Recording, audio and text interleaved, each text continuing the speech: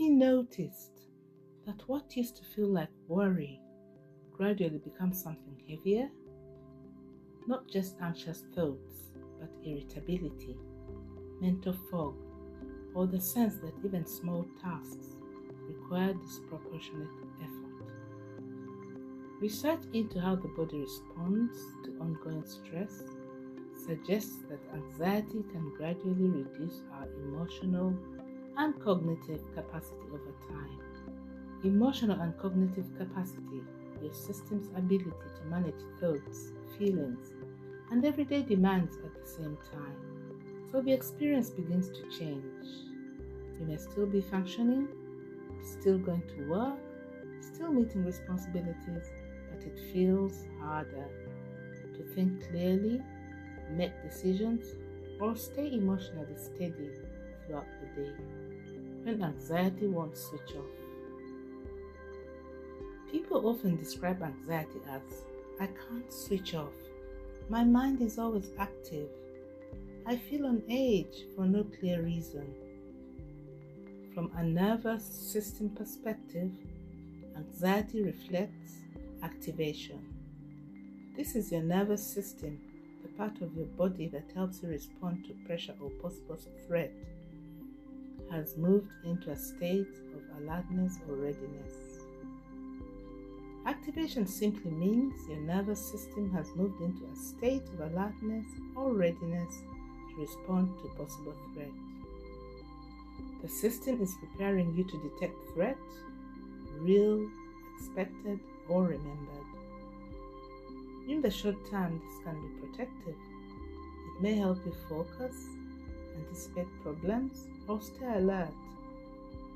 But when this state persists over days or weeks, it can be exhausting.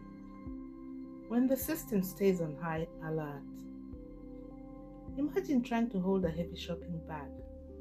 For a few minutes, it's manageable. After an hour, your arm begins to shake.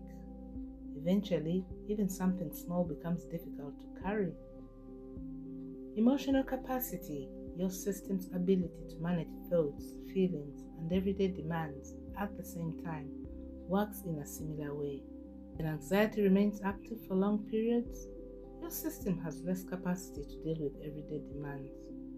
Not because you're less capable, but because more of your internal resource is already in use. Why everyday tasks feel harder? When emotional capacity becomes reduced, even familiar situations can begin to feel more effortful. At work, this may show up as reading the same email several times without taking it in, or struggling to make decisions that would normally feel straightforward. You may notice slower thinking, reduced concentration, difficulty in prioritizing, or needing more time to complete familiar tasks. You may also notice decision fatigue, such as avoiding simple choices, because even small decisions feel mentally tiring. At home, it may appear as becoming unusually irritated by small interruptions or withdrawing from conversations that once felt manageable. When everything starts to feel like too much. At this point, people often say, "I'm not sure what I'm feeling anymore. I just know it's all too much." Emotional overload. What happens when several pressures build up at the same time and your system no longer has enough emotional capacity to manage them, doesn't always feel intense.